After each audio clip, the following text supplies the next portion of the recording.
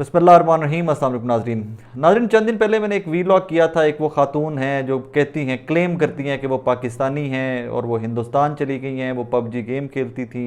उनको PUBG game खेलते खेलते वहाँ पर कोई सचिन साहब मिले, वो उनसे मोहब्बत में गिरफ़्तार हो गई। उन्होंने अपने 4 बच्चे भी लिए और फिर वो बच्चे भी लेकर यहाँ से चली गई। यहाँ से वो नेपाल गई, नेपाल के से आगे वो वहाँ पर चली गई।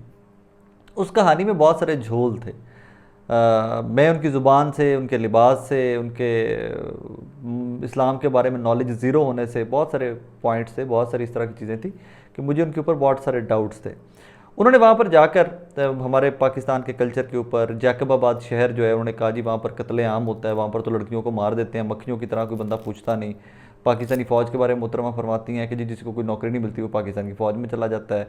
उल्टी सीधी बातें इस मुल्क के लिए। मैं एक एक 10 सेकंड्स के लिए सोच लीजिए कि वो पाकिस्तानी है, तो फिर भी वो दूसरे मुल्क में जाकर बैठकर अदनान समी खान पार्ट 2 बनी हुई पाकिस्तानी की बैंड बजाई जा रही है।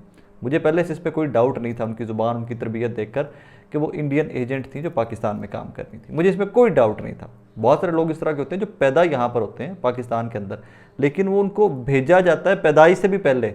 माएँ यहाँ पे आके बच्चे पैदा करती हैं और यहाँ से वो बैठ के जासूसी का काम कर रही होती हैं, और वो हमें पता ही नहीं होता। मैं समझता कि पाकिस्तानी हमारी तरह, आपके मेरी तरह। खैर, सीमा साहिबा की स्टोरी पे आ जाइए वापस। सीमा साहिबा ने जनाब रिसेंटली जो डेवलपमेंट हुई है वहाँ पर, यूपी पुलिस, उत्तर प्रदेश की जो पुलिस है, उनका एक स्क्वाड है, एंटी टेररिज्म स्क्वाड, ATS।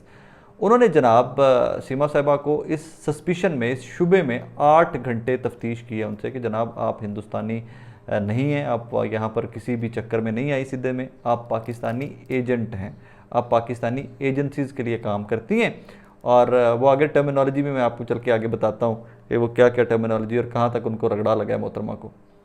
खैर जी, 8 घंटे उन्होंने उनकी की है, ग्रिलिंग की है, 8 घंटे उनसे सवाल पूछे हैं और मोहतरमा के कोई उल्टे सीधे टूटे फुटे जवाब दिए हैं उनके। और एजेंसी कहती है कि हमारे पास अभी तक, जो ATS है उनकी, वो अभी तक कहती है कि हमारे पास इतने शवाहिद मौजूद नहीं है कि हम इनको एजेंट डिक्लेयर कर दें, लेकिन हमें डाउट्स अपने मुकम्मल, हमें इनके ऊपर अपने शकूक व शुबहात मुकम्मल हैं। और वो एक दफ़ा पहले भी गिरफ़्तार हुई थी कि सीमा साहिबा, फिर ये रिहा हो गई, अब फिर दोबारा इनकी इंक्वायरी चल रही है।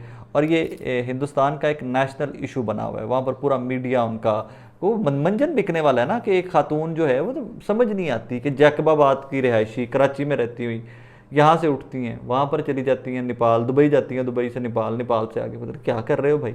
कोई तो उस कहानी का वो कोई कड़ी से कड़ी मिला के चलो, लेकिन नहीं, कड़ी से कड़ी मिलाकर कोई बंदा इसमें नहीं चला। अब इनकी कहानी में 2-3 चीज़ें और हैं, वो बड़ी अंडरस्टैंड करने वाली हैं। सीमा क्लेमेंट ये हैं कि जनाब उनकी ज़बरदस्ती शादी की गई थी वो उन साहब से जो पाकिस्तानी हैं और वो सऊदी अरेबिया में मजदूरी करते हैं। यहाँ के लोग ये कहते हैं, या पहले सीमा साहबा एक दफ़ा कह चुकी हैं कि जनाब उन्होंने उन साहब से मोहब्बत की शादी की, मोहब्बत हुई उनको और लव मैरिज की उन्होंने।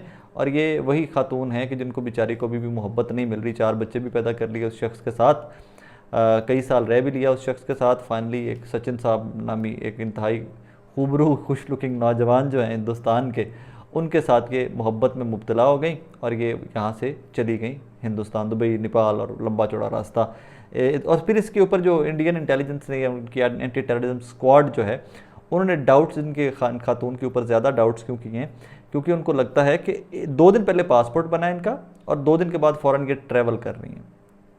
ये बड़ा ट्रिकी सा पॉइंट है कि 2 दिन पहले पासपोर्ट बनता है, राइट आफ्टर 2 डेज़ की ट्रैवलिंग, वीज़ा आना, प्रोसेस, टिकट्स, होटल्स, सारा कुछ ये मामला जो है ये काफ़ी लंबा चौड़ा खाता है। ये इतना आसान नहीं है कि आप यूँ ही आएँ और यूँ ही चले जाएँ। आगे से इसमें जो एंटी टेररिज्म स्क्वाड है, उनके कुछ लोग जो हैं वो आने वाले दिनों में, हो सकता है, अभी तक तो वो डिनाइल में है, लेकिन हो सकता है आने वाले दिनों में ये एंटी टेररिज्म स्क्वाड के कुछ लोग, कुछ इस फोर्स के लोग नेपाल जाएं इन्हीं मोहतरमा की इंक्वायरी के लिए कि ये वहाँ पर कैसे पहुँची, कहाँ पे रहीं, इनके सारे जो इनका जो बयान है उसको वेरीफाई करने के लिए इट इज़ पॉसिबल कि आने वाले चंद दिनों के अंदर ये साहिबान जो हैं ये नेपाल जाएंगे और वहाँ पर जाकर इंक्वायरी करेंगे। ये तो थी जी सीमा साहिबा की स्टोरी। सीमा साहिबा ने अपने मुल्क के लिए, जो अगर वो पाकिस्तानी भी हैं, तो जो बदनामी कमाई है उसकी कीमत अब ये अगले प्रदेश में जाकर, अगले मुल्क में जाकर खुद से कमा रही हैं। ये खुद से वहीं पे इनका कोई बंदा यकीन करने को तैयार नहीं है। इसलिए कहते हैं कि वो गड़े मत खोदिए कि जिनका आपको पता हो कि किसी के लिए खोद रहे हैं और आपने इवेंचुअली इसमें खुद गिर जाना है। सो दिस इज़ रॉन्ग, गलत है। मैं तो पहले दिन का कह रहा हूँ कि ये खातून जो है ये बहुत ट्रिकी है।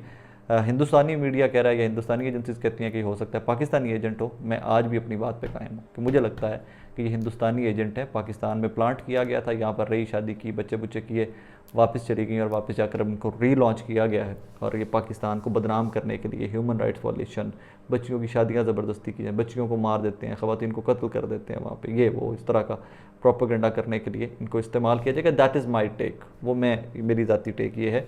मैं इससे इनकारी नहीं हूँ कि ये मोहतरमा पाकिस्तान से ट्रैवल करके गई हैं। मुझे लगता ये है कि ये पाकिस्तान में भी प्लांटेड थी, ये एजेंट ही थी, क्योंकि इनकी ज़ुबान, इनकी सारा कुछ मामला जो है वो किसी तरह से पाकिस्तानी नहीं है और इस्लाम के बारे में इनको पता ही कुछ नहीं।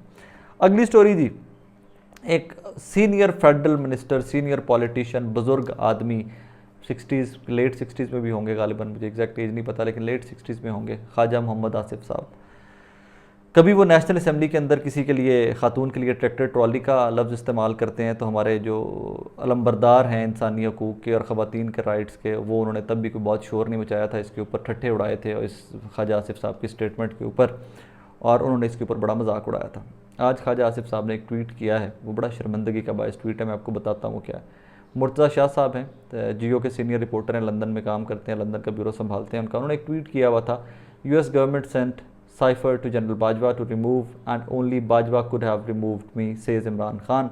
इमरान खान साहब की जो रिसेंट वो खिताब था कौम से, उसको लेकर के मुर्तज़ा अली शाह साहब ने ट्वीट किया हुआ था कि जनाब इमरान खान कहते हैं कि US गवर्नमेंट ने साइफर भेजा बाजवा साहब को, बाजवा साहब ही वाहिद आदमी थे जो मुझे रिमूव कर सके, मुझे रिमूव कर दिया।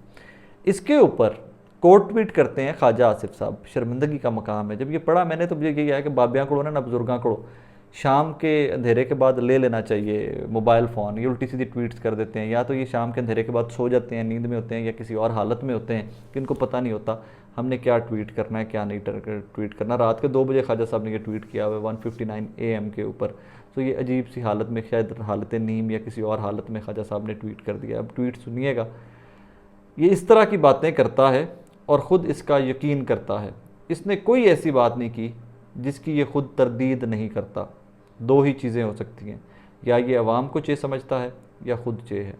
चे से मैं बच्चे भी कोई हो सकता है, कोई कम उम्र के नौजवान ख़वातीन या बच्चे को सुनते हों व्लॉग, मैं ये चे के लफ्ज़ की तशरीह नहीं करना चाहता था, लेकिन चूतिया, that is the word a federal minister is using for the ex prime minister of this country. End of the story. इसके ऊपर आप कुछ भी कीजिए। मैं जब पढ़ी ये tweet, I was in shock for some time कि कहाँ गई अखलाकियात। मैं नहीं कहता कि सिर्फ ख्वाजा आसिफ साहब ही इतने बदतमीज़ हैं, सिर्फ नून लीग इतनी बदतमीज़ है, बाकी तमाम सियासी जमातों के अंदर, कादिर पटेल भी हैं, पीपल्स पार्टी के अंदर, पाकिस्तान तहरीक इंसाफ के अंदर भी बहुत बहुत बदतमीज़ लोग थे, हैं, होंगे, अभी भी होंगे शायद। और लेकिन किसी भी बंदे ने चूतिया का लफ्ज़, I am sorry to say that, I am very sorry I am using this word, ये किसी भी बंदे ने किसी भी बंदे के लिए इस्तेमाल नहीं किया। चे या तो चूहा हो सकता है या चूंटी हो सकता है, अगर आपको लगता है तो आप वो कर लीजिए। क्या कर रहे हो यार, मतलब इस कौम के पल्ले पल्ले क्या रह गया है इखलाकी तौर के ऊपर। वी आर डन, मोरालिटी में आके we are done, this nation is done. मज़ीद गंद मत फैलाएं। ख्वाजा साहब इसके ऊपर अब कोई आगे से आपको तहरीक इंसाफ के कारकुनान वर्कर्स जो हैं रिटेलिएट करेंगे, आपको गंदी गालियाँ देंगे, तो फिर आप चीखें मारोगे कि यार ये सियासी जमात के वर्कर्स बहुत गंदी गालियाँ देते हैं। इज़्ज़त से काम करें, आप सियासतदान है, सियासत करें। गालम गलोच का ट्विटर के ऊपर आके तुक नहीं बनती ख्वाजा साहब, और आप जैसे सीनियर आदमी को तो बिल्कुल ही तुक नहीं बनती। You shouldn't have done that. अपना बहुत सारा ख्याल रखिएगा, दुआ में याद रखिएगा। अल्लाह हाफ़िज़।